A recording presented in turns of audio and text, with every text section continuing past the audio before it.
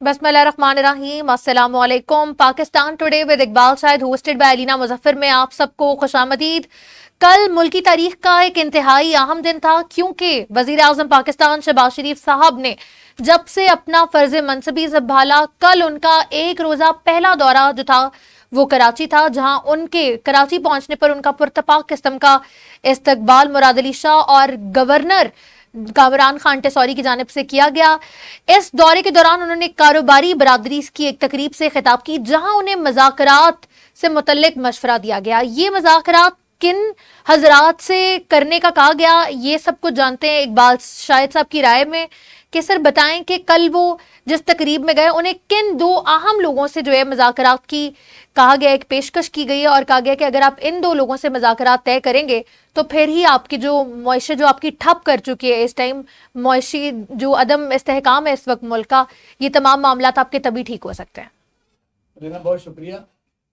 ये बात दुरुस्त है कि क्योंकि वज़ीर आज़म पाकिस्तान कराची गए और वज़ीर आला और गवर्नर ने इस्तकबाल किया, ये तो खैर ज़रूरी है, मैंडेटरी है। लेकिन उनसे मुलाकात भी हुई, अलग-अलग भी हुई, फिर काबीना के अजलास में भी हुई, जहाँ काबीना ने भी अपने वहाँ काफ़ी मसाइल बताए। और ख़ास तौर पर का जो मुराद अली शाह साहब वज़ीर आला सिंध है, उन्होंने इतने मुतालबा सामने रखे कि लग ये रहा था कि वो इस मौके की ताक में थे, या ये है कि वो मुतालबात को इस तरीके से पेश कर रहे थे जिसको सुन के वज़ीर आज़म साहब का जो चेहरा था वो बता रहा था कि जिस तरह उनकी कोई पेशी हुई है, यानी एक एक्सप्लेनेटरी किस्म की वो मीटिंग नज़र आ रही थी। वहाँ रिक्वेस्ट कम थी, इस्तेहकाक ज़्यादा था, डिमांड ज़्यादा थी। यानी आप कह सकते हैं कि उन्होंने जब ये कहा कि जी हमें तो सैलाब के लिए पैसे आपने जो दिए थे, जो डोनेशन आई थी वो भी नहीं दी, जो हमने मिल के उनको रिहेबिलिटेट करना था उसमें शेयर जो वफाक का था वो भी नहीं दिया। फिर यह है कि इस बात को उन्होंने कहा कि हमारा जो NFC अवार्ड के बकाया जाते हैं वो भी हमें दिए जाएं। और सियासी तौर पर भी उन्होंने कहा कि भाई फिर इसको हमारे साथ उस तरीके का रवैया मशावरती जो है वो नहीं रखा जा रहा, क्योंकि इससे पहले उर्सा का जो एक मेंबर ख़ास तौर पर होता है उसकी जब अपॉइंटमेंट हुई तो बड़ा एहतजाज हुआ और पाकिस्तान मुस्लिम लीग नून के जो कायद या जो वज़ीर आज़म, उनको ये वापस लेना पड़ा वो फ़ैसला। ये काम होता है कि कोई मसलन ऐसा फ़ैसला हो, और ख़ास तौर पर जो सिंतास किस्म के मुआहदे हैं, उर्सा है, पानी की तकसीम का, ये बहुत बड़े यानी मुल्की लेवल पर बड़े ओहदे होते हैं और कॉन्स्टिट्यूशनल ओहदे होते हैं। क्या मशावरत नहीं की गई थी? क्या उन्होंने जब आदमी वहाँ लगा ही दिया है तो फिर वापस क्यों लिया? ये बातें काफ़ी थी। और फिर ये भी आपने देखा कि वो और भी बातें जो उन्होंने बिहाइंड था, यानी जब कर्टन की कि हमारे सरकारी अफसर जो है हमारी मर्ज़ी के बगैर नहीं लग रहे, वफाक में हमारे अफसर उस तरीके के नहीं लग रहे, हमें वो शेयर नहीं दिया जा रहा। और इन अदर वर्ड उन्होंने बताया कि ये जो हुकूमत आप कर रहे हैं इसका हम साथ तो दे रहे हैं, लेकिन आखिर कब तक? फिर वो तकरीब का ऑटोमेटिक होता है, यानी वज़ीर आज़म कराची ख़ास तौर पर आपको पता है हमारा वो हब है, इंडस्ट्रियल हब है, हमारा वो मुआशी हब। इसलिए हम कहते हैं कि भाई उस 70% तक वो टैक्स रेवेन्यू वहाँ से आता है। बिल्कुल ऐसी है। वो साइट है, बड़ी बड़ी हैवी इंडस्ट्री है, और उनको पाकिस्तान की इकानमी में, मईशत में बड़ा अहम मुकाम हासिल है। वहाँ सवाल जो आपकी सेशन में जो हबीब रफ़ीक है, वो बहुत बड़े पाकिस्तान के इंडस्ट्रियलिस्ट भी बन गए हैं। और पहले तो बेसिकली वो बड़ी हैवी रोड्स बनाते थे, एयरपोर्ट्स बनाते थे, यानी कंस्ट्रक्शन के पाकिस्तान में गालबन वो एक माने जाते हैं कि वो बहुत बड़े। अब उनकी जब बारी आई तो वज़ीर आज़म को मशवरा तो उनकी काबीना को देना चाहिए था, सियासी मशवरा जो है वो पीपल पार्टी को देना चाहिए था, तो खुद इनके जो किचन कैबिनेट है उनको देना चाहिए था। लेकिन बड़ा हैरान कौन है कि वहाँ अचानक हबीब रफ़ीक ने जब ये कहा कि आपने तो कह रहे हैं कि 5 साल में आप एक्सपोर्ट को डबल करें। डबल कैसे करें? बिजली पानी महंगा है, मुल्क में अनरेस्ट है, और सियासी महाज गर्म है। पाकिस्तान में सरमायाकारी के लिए हम लोगों को जब कहते हैं तो पाकिस्तान के निज़ाम जो है चल रहा है, इसके ऊपर लोग उंगलियां उठाते हैं, अदालती निज़ाम पर उंगलियां उठाते हैं। हमारे यहाँ अदारों की जो इंटरफेरेंस है NOC लेने की वो बहुत है। हालांकि स्पेशल जो इन्वेस्टमेंट फैसिलिटेशन कमीशन बना है उसकी मौजूद में भी बेतहाशा मसाइल हैं।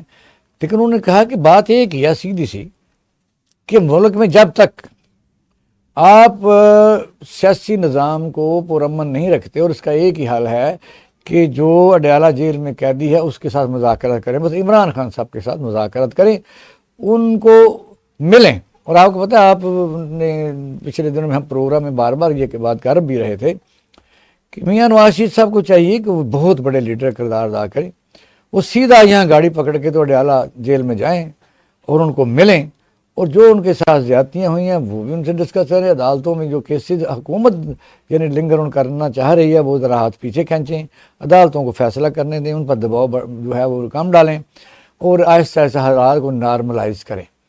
اور پھر یہ ہے کہ قومی اسمبلی کی اسٹینڈنگ کمیٹیوں میں، سینٹ کی اسٹینڈنگ کمیٹیوں میں ان کے جو لوگ ہیں ان کو فوری طور پر نوٹیفائڈ کیا جائے۔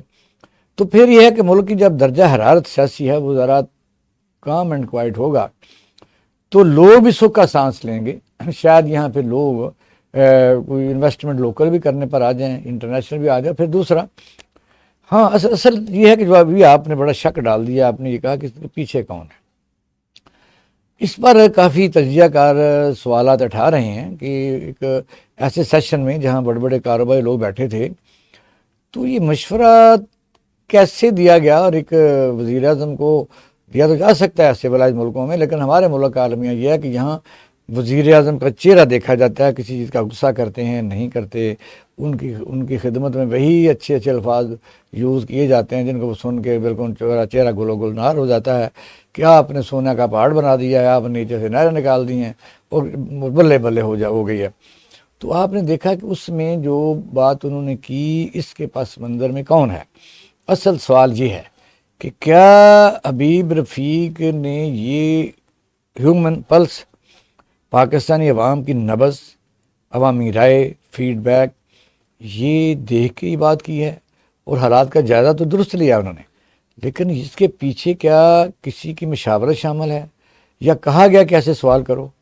ایسے سوالات کچھ نظر جاتی ہے کہ مقتدرہ یا جو پاکستان کے بیسک مقتدر حلقے ہیں ان کی طرف سے کہا گیا کہ سوال پوچھا جائے، یا وزیر اعظم پاکستان نے خود یعنی ایک ایسا سلسلہ ہے کہ مجھ سے سوال پوچھا جائے تاکہ میں کمفرٹیبل رہوں کہ یہ جو بزنس کمیونٹی ہے اب ہمیں تھوڑا سا رک جانا چاہیے، کیونکہ آپ نے دیکھا کہ رانا ثناء اللہ ہو یا اس طرح کے جو ان کے کافی منسٹر ہیں جو اداس ہیں، اس وقت ہار گئے ہیں، ان کا بھی جذبہ اس وقت بڑا ہے۔ زبیر خاص طور پر گورنر جو تھے مسلم لیگ نون کے سندھ میں، وہ بھی انہوں نے بھی یہ بات کہی ہے، آہستہ آہستہ وہ کہہ رہے ہیں کہ عمران خان کے بغیر ملک میں امن قائم نہیں رہ سکتا۔ وہ اس لیے آپ نے دیکھا کہ ملک میں جو الیکشن جو ہوئے ہیں فروری کو، اس پر ابھی تک کوئی خاص فیصلے نہیں آئے۔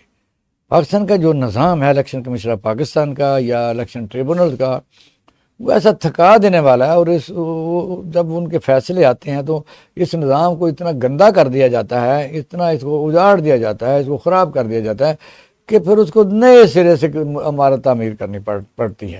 مثلا آپ دیکھیں گے دونوں فریقین کہتے ہیں کہ ہم جیتے ہیں، پی ٹی آئی کہتی ہے کہ ہمیں بلا کا نشان نہیں دیا گیا، اور درست ہے۔ آزاد جو جیتے ان کے مطابق 180 جیتے ہیں، ان کے مطابق جو ہیں جو 93 ہیں۔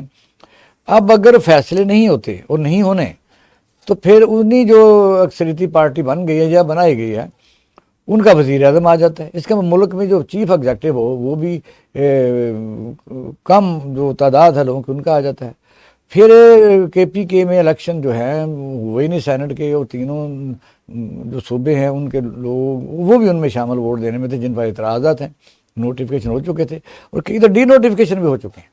اب یہ سوال ہے کہ جو ڈی نوٹیفیکیشن ہو چکے ہیں انہوں نے ووٹ اگر پریزیڈنٹ آف پاکستان کے لیے دیا ہے، چیئرمین سینٹ کے لیے دیا ہے، وزیر اعظم کے لیے دیا ہے، ڈپٹی چیئرمین سینٹ یا ڈپٹی اسپیکر کے لیے دیا ہے، تو ان کا کیا کرنا ہے؟ اگر کل کو سپوز اتنی بڑی تعداد میں فیصلے آ جاتے ہیں کہ وہ اکثریت اقلیت میں بدل جاتی ہے اور اقلیت اکثریت میں بدل جاتی ہے، تو اس دوران جو ملک کو ڈنٹ پڑ چکا ہے وہ کون ذمہ دار ہے؟ اس طرح صوبائی وزرائے اعلیٰ ہیں، پنجاب ہے، اس پر یہ نکال کو اگر ایسی ہو جاتا ہے، اپسیٹ ہوتا ہے تو کیا ہوگا؟ وجہ یہ ہے کہ ہم نے اپنے ذاتی اقتدار کے لیے ملک کے جو ہے نا بخیے دیڑ دیے۔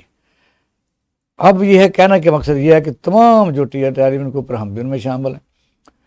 ٹی وی میں مختلف لائن لے کے بیٹھے اور غیر جانبداری تو یہاں بہت کم ہے دیکھنے کو. ابھی میں آگے جا کے بات کروں گا کہ مثلاً جو کوئی چیز اب نظر نہ بھی آئے تو پھر بھی لوگ اگر کہا جائے نا کہ یہ سامنے جی ریچھ جا رہا ہے تو باقاعدہ ریچ ہو, ریچ کی فیمیل سے پیدا ہوا ہو, ریچ سارے گاؤں کو پتہ ہو ریچ ہے, تو پھر بھی لوگ کہتے ہیں ثابت کرو ریچ ہے. یعنی ایک عدالت کا واقعہ بھی بڑا پرانا کہ جج صاحب کو کہا گیا کہ یہ بکری ہے, ان کے ہاں بکری ہے, اس نے مجھے بھی نظر آ رہی ہے, سارے لوگوں سوچے یہ کیا ہے, بکری ہے. تو ملزم کو پھر بھی کہا کہ ثابت کرو بکری ہے. وجہ یہ کہ اس وقت صورتحال یہ ہے کہ اگر انہوں نے مشورہ دیا ہے, کسی کے کہنے پر بھی دیا ہے, تو اس پر غور ضرور کرنا چاہیے. لیکن سر یہاں سوال یہ پیدا ہوتا ہے نا کہ نون لیگ پی ٹی آئی کو مذاکرات پر آخر کیسے راضی کرے گی؟ چلیں ایک ایڈوائس تو ٹی وی چینلز پہ بھی کتنی دی جاتی ہے, کافی اینکرز بھی ڈیلی یہی کہہ رہے ہوتے ہیں کہ یہی اس چیز کا حل ہے کہ 1 پیج پہ آ جانا چاہیے اور ایک پیج پہ رہ کے نیگوسیشن کر کے اس ملک کے حالات ہمیں بہتر کرنے چاہیے. لیکن اب یہ ہے کہ دوسری پارٹی بھی تو مانے, کیونکہ آپ کو پتہ ہے کہ بانی پی ٹی آئی کی طرف سے بھی بڑا ایک کلیئر کٹ آنسر ہے کہ انہوں نے پاکستان پیپلز پارٹی اور نون لیگ کے ساتھ ہاتھ ملانے سے صاف انکار کر دیا تھا. تو اب ان کو مذاکرات پہ کیسے راضی کرنا چاہیے؟ یہ بات درست ہے کہ انہوں نے اپنے دور حکومت میں اپوزیشن سے ہاتھ نہیں ملایا, ایسے انہوں نے ضد بنائی رکھی, اور یہ پولیٹیکل سیٹ اپ میں یا جمہوری نظام میں ایسا نہیں ہوتا. لیکن اس وقت مطالبہ ایک ہی ہے کہ آپ جو فارم 45 ہے اس کے تحت فوری فیصلے کر دیں, دوسرا جو جیلی مقدمہ ہے تو وہ واپس لیں. یہ تو ایک دن کا کام ہے, یہ کوئی مسئلہ نہیں ہے. سر اس کے لیے بہت بڑا دل چاہیے. اتنا بڑا دل کہاں سے لائے بندہ کہ فارم 45 کے کیے ہوئے فیصلے جو ہے وہ ایک دن میں ہی تبدیل کر دیں؟ ایسا ہاؤ از اٹ پاسبل؟ نہیں, وہ بڑا دل یہ ہے کہ پھر یہ ہوگا کہ اگر ضد بنی رہی تو ضد کا انجام پھر یہی ہوتا ہے کہ اگر کسی آدمی کے ہاتھ میں حکومت آ جائے, یعنی بٹیرا ہاتھ میں آ جائے, تو پھر بٹیرا جب تک مر نہ جائے پھر ہی ہے نا, یا اس کے ہاتھ سے چلا جائے اس کی جو اس نے اسے فائدہ حاصل کرنا تھا یا کھانا تھا. اب اس وقت ملک میں جو سچویشن ہے نظر نہیں آ رہی. اس وقت پانیوں کے نیچے بہت تلاطم ہے, اور یہ بھی ہے کہ جو مسلم لیگ نون کے اہم لوگ ہیں اور پیپل پارٹی کے بڑے دانا لوگ ہیں, وہ یہ کہہ رہے ہیں کہیں ایسا نہ ہو اس ضد میں. اصل میں تو حکومت ہی ہوتی ہے نا جو آگے قدم بڑھاتی ہے. بالکل ایسے اگر یہ ضد میں پڑے رہے تو کئی دفعہ یہ نہ ہو کہ لڑتے لڑتے ہو گئی گم, ایک ہی چونچ اور ایک ہی دم. کیونکہ نظام بھی تو چلانا ہے, یا نظام اگر عوام کو کچھ دے ہی نہیں سک رہا تو اس کو چاٹنا ہے. اگر عوام کو کوئی مسئلہ ہی حل نہیں کر سکے, ان کے اپنے مصیبتیں نہیں ختم ہوتی, تو پھر مجھے بتائیے کہ کوئی نہ کوئی تو لوگ ملک کے لیے سوچیں گے نا, تو پھر یہ روئیں گے, 10-12 سال روئیں گے.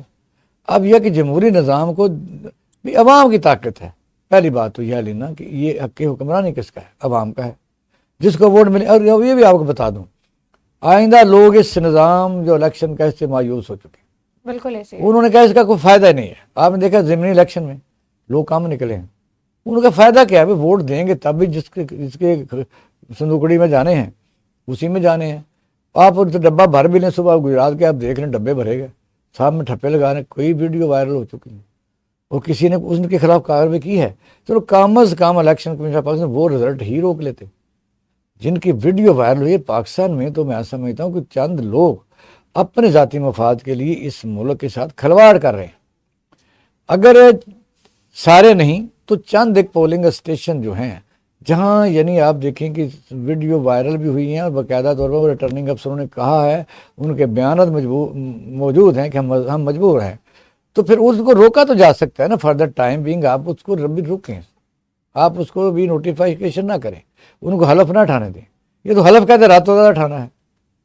تو وجہ یہ ہے کہ جب آپ اس ضد میں ہوں, اور پھر یہ بھی ہے کہ اس پر بات ہو سکتی ہے کہ اگر کوئی حکومت بن بھی گئی ہے, اس کو چلانے کے لیے جو مقتدر ہے وہ دوسرے فری کو راضی کر سکتی ہے. سب سے پہلے تو آپ کیسز کے متعلق جو بے گناہ ان کو چھوڑنا پڑے گا.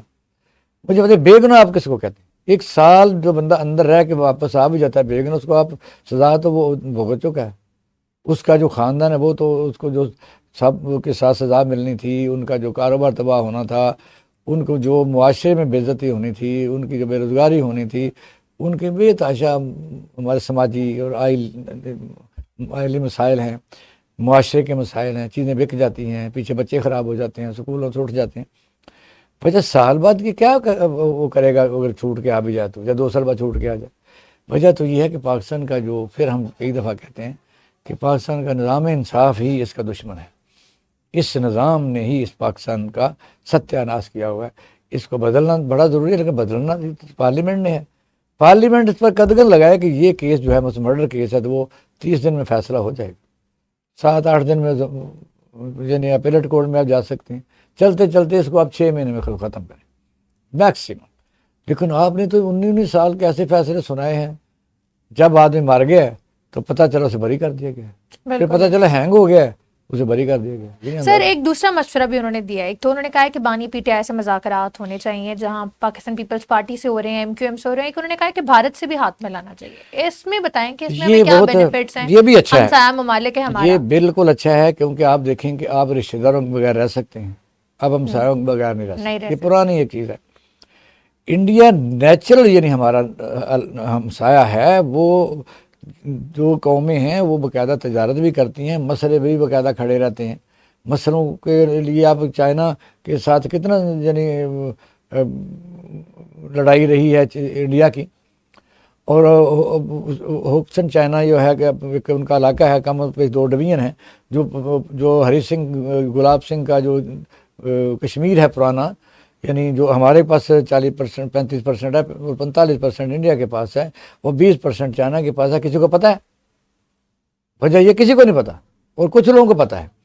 وہ انہوں نے ایک صوبہ بنا لی، اس کا نام بھی انہوں نے جانا، اس کے باوجود لڑائی ہوئی اور باقاعدہ طور پر بارڈر میں انڈیا کی فوج کی ان کی لڑائی ہوئی، لیکن تجارت آپ دیکھیں کس لیول پر ہو رہی ہے، چائنا کی انڈیا کی تجارت ہو رہی ہے۔ دنیا میں تجارت بھی ہوتی رہتی ہے، اپنے جو سٹانس ہے، جو موقف ہے، وہ بھی چلتا رہتا ہے۔ انڈیا کے ساتھ جو پاکستان کا کہہ سکتے ہیں کہ یہ ضروری ہے، جو پاکستان کے حلقے کہہ رہے ہیں کہ ان کے ساتھ تجارت ہونی چاہیے، تو ہونی چاہیے، اس میں کون سی بات ہے؟ پوری دنیا ایک دوسرے کے ساتھ لڑائی بھی کرتی ہے، جو معاہدے ہوئے تجارت بھی کرتی ہے۔ آپ ان کے ساتھ تجارت نہیں کریں گے تو نقصان کس کا ہوگا؟ وجہ یہ کہ آپ نے دیکھا کہ ان کے جو چیز ہونی چاہیے، ٹیرف کم ہے، نزدیک بارڈر آپ کا نزدیک ہے، یہاں سے ٹرک 20-40 منٹ میں پہنچ جاتا ہے، ان کا ادھر آ سکتا ہے۔ پیاز ہے، ٹماٹر ہے، وہ تو خیر ہمیں شرم آنی چاہیے کہ ٹماٹر پیاز ہم منگاتے ہیں، کیونکہ ہمیں خود اگانے چاہیے، پھر ہم منگاتے ہیں۔ تو اس طرح میں سمجھتا ہوں جو انہوں نے یہ بھی کہا ہے، یہ بالکل انہوں نے بہترین مشورہ دیا ہے، اور انہوں نے خاص طور پہ ایک تاجر برادری نے کنسنسس بلٹ اپ کیا ہے، اس پر زیادہ شک و شبہ نہیں کرنا چاہیے۔ کسی نے بھی کہا ہے، چلو سپوز کسی نے بھی کہا ہے، کسی کی خواہش بھی ہے، کیونکہ انڈیا کا جب انہوں نے مشورہ دیا تو فوراً خیال آ گیا، کیونکہ میاں نواز شریف صاحب یا پاکستان مسلم لیگ نون وہ سوفٹ کارنر رکھتی ہے انڈیا کے ساتھ، تو پھر بھی کوئی حرج نہیں۔ مسئلہ تو یہ ہے، اسی طرح ایران ہے، اگر ہو سکتا ہے ہم ادھر کمفرٹیبل ہو جائیں، افغانستان کے ساتھ ہم کمفرٹیبل ہو جائیں، تو ایران کے ساتھ بھی کمفرٹیبل ہو سکتے ہیں۔ آپ نے دیکھا اعلامیہ میں کہیں گیس پائپ لائن کا ذکر نہیں ہے، اور پھر سچی بات تو یہ ہے کہ جو حلقے ہیں، جو میسج گیا ہے، جہاں دھمکی دی گئی امریکہ نے پاکستان کو، تو وہ آپ کے سامنے ہے کہ بھئی اگر آپ نے سوچا بھی تو آپ کے پر سینکشن لگ جائیں گے۔ تو صدر ایران جناب ابراہیم رئیسی صاحب، سب سے زیادہ ہز ایکسیلنسی، بہت بڑے یعنی ایک مرتبہ اور شان ایران کی، وہ جب دورے سے واپس گیا تو ہمارا خیال تھا وہ پارلیمنٹ کے مشترکہ اجلاس سے خطاب کریں گے۔ غیر پاکستان کا کوئی ہوگا، اس میں کوئی راز ہوگا فارن افیئر کا یا کیا ڈپلومیسی ہے۔ اب یہ کہہ رہے ہیں کہ ہم نے بارڈر کے اوپر بہت بڑی تجارت کرنی ہے $10 بلین کی، کیا اس پر وہ نظر نہیں رکھیں گے کہ آپ اس کا مطلب ہے کہ آپ لیگل تو نہیں کر رہے، انلیگل کر رہے ہیں؟ یہ چیزیں چھپتی نہیں ہیں۔ اگر پاکستان میں آپ کو پتہ ہے کہ تو سیٹلائٹ ایسا ہے کہ آپ چلتے ہوئے ٹرک دکھا سکیں گے، چیزیں وہاں جو ہے ٹرانسفر ہم کر رہے ہوں گے پیٹرول ڈیزل کو یا گیس کو، تو کیا نظر نہیں آنی ہوگی۔ اب ہم بہت پھنسے ہوئے ہیں۔ اس کا ایک ہی حل ہے، جو سب سے ہے کہ ملک میں جمہوری نظام کو مستحکم کیا جائے، اور اس کے لیے ضروری ہے کہ تمام سیاسی پارٹیاں نیا عمرانی معاہدہ کریں، اور پھر یہ ہے کہ عمرانی سے مراد ہے کہ عمران کا وہ نہیں ہے، عمرانی ایک بڑے کینوس پر اس کو کہتے ہیں عمرانی معاہدہ، اور عمران خان کو بھی اس میں کریں۔ اب اس کو آئسولیٹ آپ نہیں کر سکتے، آپ بار بار مسلم آپ کرتے ہیں جی اس کو میں پبلک اکاؤنٹ کمیٹی کا چیئرمین نہیں بنانا، اسے فلانا نہیں بنانا، بھی آپ باز تو آتے نہیں۔ پھر اگر سندھ نے اپنے فنڈز کے لیے آپ پر اتنا دباؤ ڈالا ہے، اور میں تو سمجھتا کہ انہوں نے تو باقاعدہ طور پر وزیر اعظم صاحب کے سامنے بیٹھ کے اس طرح جواب طلب بھی لگ رہی تھی، تو جب KPK کے وزیر اعلیٰ کہتے ہیں اپنی عوام کے لیے مجھے میرا شیئر دیا جائے، تو پھر کیا حرج ہے؟ وہ تو لیگل ہے، وہ رائٹ ہے۔ تو یہ بات ہے کہ انہوں نے جو مشورہ دیا ہے، میں سمجھتا ہوں اس پر اتنا ہی کافی ہے کہ آگے دیکھیں کیا ہوتا ہے، کیونکہ اس میں ایک ایڈ ضرور کروں گا آپ دیکھیں کہ اب بڑی ہیوی قسم کی اپنا جو مینگل صاحب بھی آ گئے ہیں، اختر مینگل صاحب بھی آ گئے ہیں، چکزئی صاحب بھی آ گئے ہیں، یہ سب بڑی ہیوی قسم کی جو حکومت مخالف تحریک چلنے جا رہی ہے، اس سے بچنے کے لیے ضروری ہے کہ انگیج کیا جائے. لوگ تو پیسے ویسے بھوک سے مر رہے ہیں، بالکل لوگوں کے پاس تو پیسہ ہی کوئی نہیں، لوگوں کے پاس تو ہوپ ہی کوئی نہیں. نہ مرغی کھا سکتے ہیں، نہ دال کھا سکتے ہیں، نہ روٹی کھا سکتے ہیں. روٹی آپ نے دیکھا کہ اسلام آباد ہائی کورٹ نے وہ اڑا کے رکھ دیا. اس نے کہا پہلے گیس سستی دو، آٹا دو، اور یہ ہے کہ آپ نے رینٹ کتنا ہم دے رہے ہیں اس کا لاہور اسلام آباد کا فرق ہے. کام تو آپ وہ کریں جو آپ کرنا چاہتے ہیں. پھر بھی ہے اس کو 60 ایڈ کر لیتے ہیں. آپ کرتے کیا ہیں کہ آپ نے یعنی وہ آٹا جو ہے وہ دے کے آپ چپ کر کے بیٹھ گئے ہیں، اور جو گندم کے جو کاشتکار وہ رو رہے ہیں. انڈیا میں 7,200 روپے آپ دیکھ رہے ہیں کہ انہوں نے ریٹ نکالا گندم کا، ہم 3,900 نکالا، وہ بھی نہیں دے رہے. ان کا 1,400 روپے کا یوریا ہم 5400 کا دے رہے ہیں. تو وجہ یہ کہ آپ دیکھیں کہ آئندہ کیا ہوگا. آئندہ کیا ہوگا. ایک شارٹ بریک لیتے ہیں، ہمارے ساتھ ہی رہے گا، ابھی دوبارہ حاضر ہوتے ہیں. Once again welcome back in Pakistan today hosted by Alina Muzaffar. ہمارے ساتھ ٹیلی فون لائن پر سینئر تجزیہ کار کاشف بشیر صاحب بھی موجود ہیں. ان سے جانتے ہیں کہ سر یہ جو کل وزیر اعظم پاکستان کو دورہ کراچی پر مذاکرات کی پیشکش کی گئی ہے، آخر اس کے پیچھے ہے کون؟ جی تھینک یو ویری مچ. لیکن یہ دیکھیں یہ دورہ یہ کسی نے ان کو کہا یا ان سے کروایا ایسا نہیں ہے. دیکھیں اس وقت جو آپ کا نظام حکومت ہے وہ بالکل ٹھپ ہو چکا ہے. یہ جو حکومت ہے اس کی کریڈیبلٹی بھی کوئی نہیں ہے، اور اس کے اوپر داغ ہے دھاندلی کے. اس کو پاکستان کے بھی کوئی ایکسپٹ کرنے کے لیے تیار نہیں ہے. اور جو سب سے پاپولر جماعت ہے اس کے جو لیڈر کو آپ نے اندر کیا ہوا ایسے ہی ہے. وہ کاشف بشیر خان صاحب جس وقت وہاں گئے ہیں وزیر اعظم پاکستان، تو ظاہر ہے انہوں نے ایک بڑے نمائندہ قسم کے جو مین انڈسٹریلسٹ انویسٹر اور صنعت کاروں سے باتیں کی ہیں، تو پوچھا ہے کہ مسئلے کیا ہیں، 5 سال میں ڈبل کرنی ہے ایکسپورٹ آپ نے. انہوں نے یہ کہا ہے کہ جی آپ ہم کریں گے، لیکن ملک میں انریسٹ ہے، سیاسی کشیدگی ہے. آپ انڈیا سے بھی بات کریں اور عمران خان سے بھی بات کریں. ہمارا سوال یہ ہے کہ یہ کس نے ایک تاجر کس طرح وزیر اعظم کی بات کر سکتا ہے؟ کیا حکومت ان کے پیچھے تھی یا اور لوگوں نے کہا کہ یہ بات کرو تاکہ بات آگے چلے؟ دیکھیں بادشاہ صاحب حکومت میں کسی کے پیچھے کیا ہو رہا ہے، یہ تو جیسے آج اوپر یوگ میں کہا پرائم منسٹر ہے، رینٹل ہے. میں سمجھتا ہوں کہ ان کو بھی نظر آ رہا ہے، کیونکہ تاجروں کی جو پریفرنس ہوتی ہے ہمیشہ اپنا پروفٹ ہوتا ہے، اپنا انٹرسٹ ہوتا ہے. ایسے ہی ہے. اس تناظر میں نظر تو سب کو آ رہا ہے کہ یہ تو بالکل آبویس ہے کہ جب تک پولیٹیکل اسٹیبلٹی نہیں ہوگی آپ کے ملک میں نہ تو کاروبار ہو سکتا ہے، نہ نظام حکومت چل سکتا ہے. اور یہ سمجھنے والوں کو سمجھنا چاہیے، کیونکہ اگر ہم کہتے ہیں کہ جی 10-20-50 سیٹیں بھی اگر پی ٹی آئی کو ملی ہے تو ان کو عوامی تائید حاصل نہیں ہے. لیکن ہم نے تو دیکھا کہ یہ جو 2/3 سے زیادہ سیٹیں وہ جیت چکے تھے، اور پھر مینوپولیٹ کرا کے مینوور کر کے ان کو بٹھایا گیا.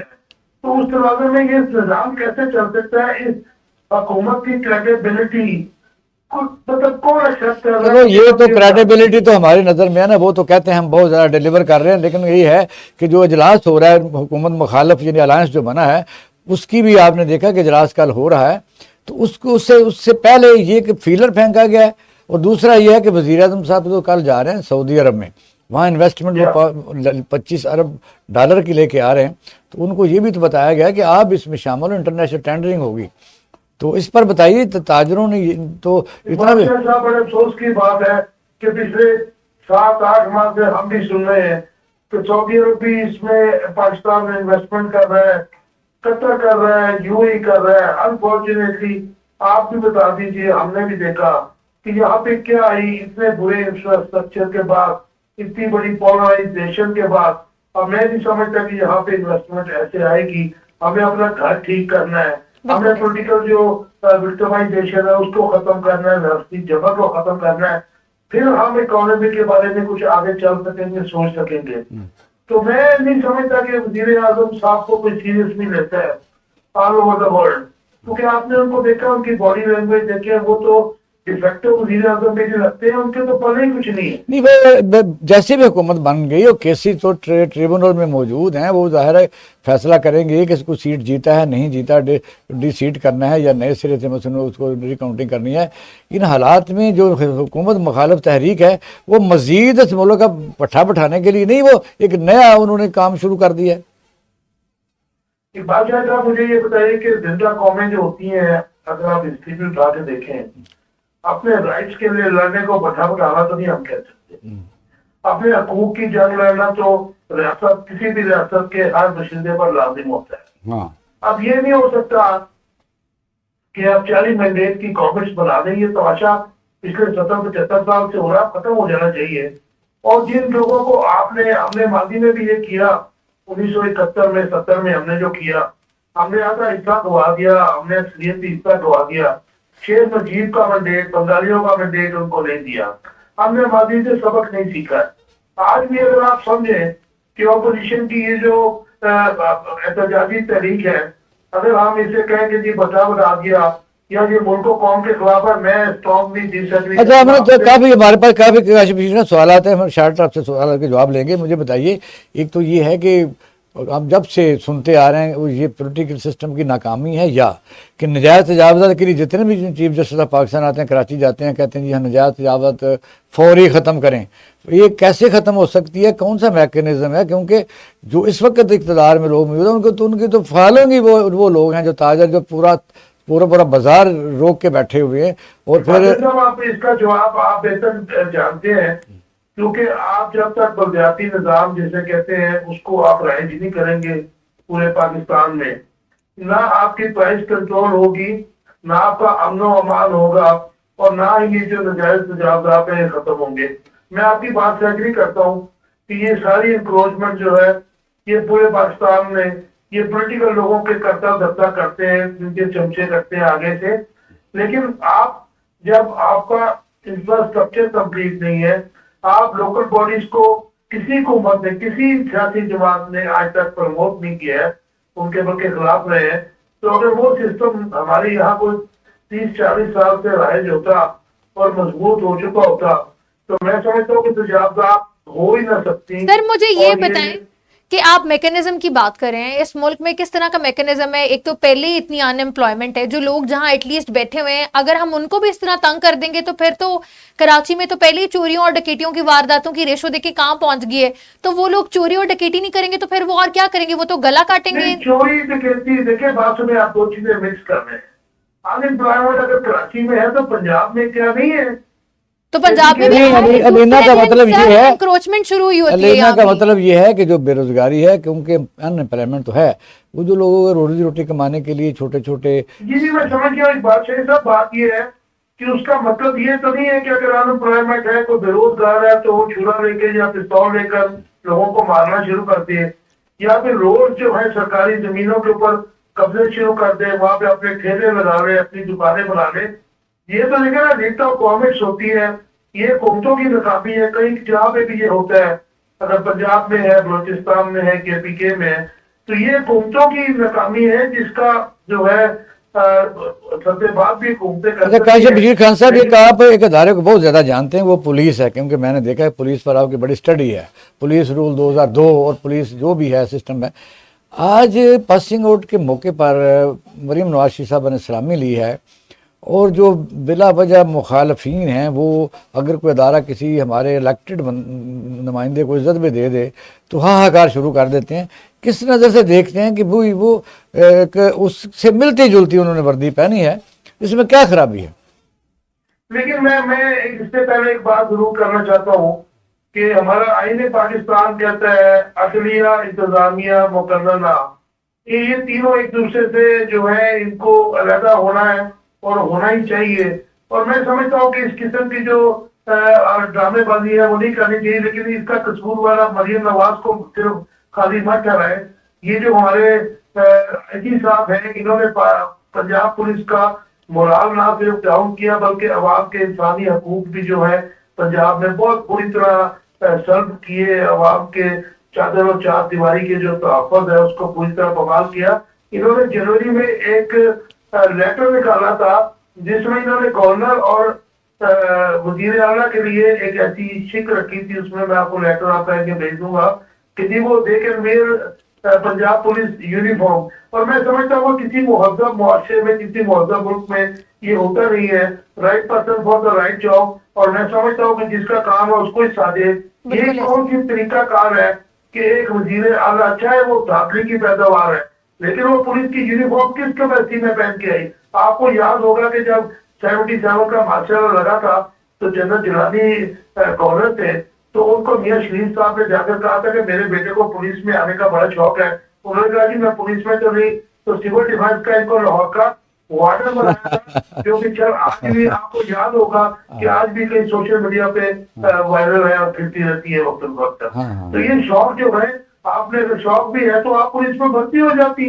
आप पुलिस का भी चीफ मिनिस्टर, आपने तो रिप्रेजेंटेशन ऑफ पीपल को भी जलील किया कि एक जो अच्छा एक मिनट रुके ना, एक मिनट रुके रीना, मैं इसमें थोड़ा ऐड करना चाहता हूँ। वो ये कि जो उसको फेवर कर रहे हैं, यानी जो बिला वजह आप कह सकते हैं पेड होते हैं हमारे दोस्त ही, वो हर चीज़ की दलील ज़रूर घड़ लेते हैं। उनको उनकी तनहाएं लगी होती हैं। मैं जर्नलिज्म पाकिस्तान में तो बदनाम इन लोगों ने की हुई है कि मिलता जुलता लिबास था, तो कैप के ऊपर बाकायदा पुलिस लिखा हुआ, नंबर 1। दूसरा ये है कि आर्मी की वर्दी है, उसको पहनना जुर्म है, और हमारी IAS की अलहदा मुस्तहर एजेंसियों की मुख्तलिफ वर्दियाँ हैं। इस तरह हमारे पुलिस की बाकायदा वर्दी है। इसका मतलब यह है कि वो वर्दी जो है वो उस कलर का भी कपड़ा कोई इस्तेमाल नहीं कर सकता और उसी रिजेम्बलेंस में भी नहीं कर सकता। अब काशिफ लेकिन आप शख्स नहीं पहन सकता, तो मरियम नवाज भी तो एक आम औरत है ना जी। जी अगर वो CM है तो उसका मतलब ये थोड़ी है कि आर्म फोर्सेज की आपने बड़ी अच्छी मिसाल दी। कल को अगर पाक फौज के किसी फंक्शन में जाएगी तो क्या पाक फौज का उधर से कोई भी जनरल जो है इस किस्म का लेटर निकाल देता जैसा इस IG ने निकाला? ये मैं पूछना चाहता हूँ, बल्कि आप ये बाकायदा आइंदा के लिए बहुत बड़ी बात है कि अगर वज़ीर आज़म पाकिस्तान किसी पासिंग आउट में जाएंगे तो कौन सा लिबास पहनेंगे। जी अब वो आपका बाजवा साहब आपके भी दोस्त है, हमारे भी दोस्त हैं, उन्होंने आज इसके खिलाफ FIR के लिए लिस्ट जो है दायर कर दी है।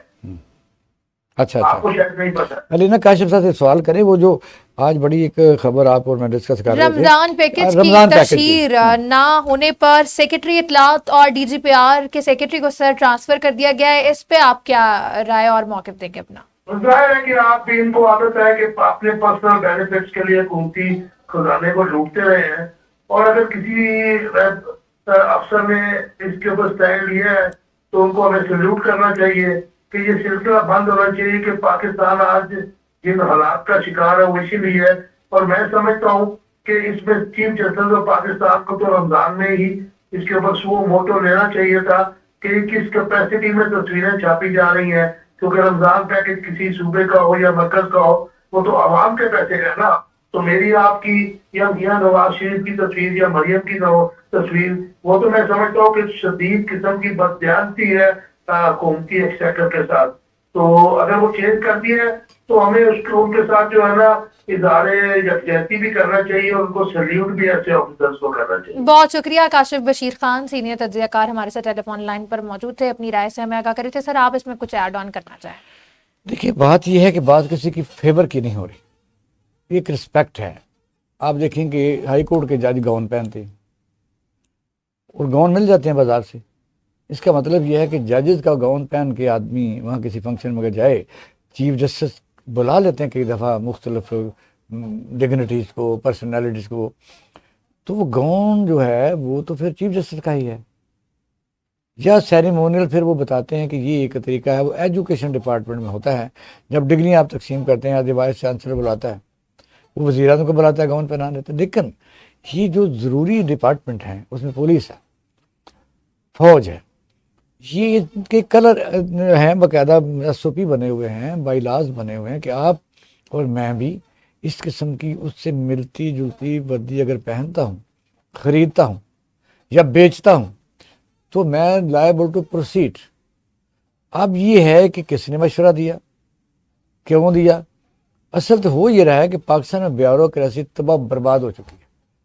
ये ज़ाती किस्म के बौने किस्म के लोग जो है ना, ये सियासतदानों के आगे पीछे फिर के अपनी पोस्टिंग को कन्फर्म या पक्की रखते हैं। इन्होंने कोई मुल्क की जो है, जो उनको ड्यूटी है ख़ास तौर पर पहली बात तो ये है कि ब्यूरोक्रेसी हो या पुलिस हो या कोई भी हो, वो अकॉर्डिंग टू लॉ काम करने के पाबंद है। यहाँ ये है कि हम अक्सर आपने देखा होगा हमें जो ऊपर से बड़ा दबाव है, ऊपर से दबाव है तो रिज़ाइन करें, घर जाएं। आप इससे क्या हल ही नहीं है।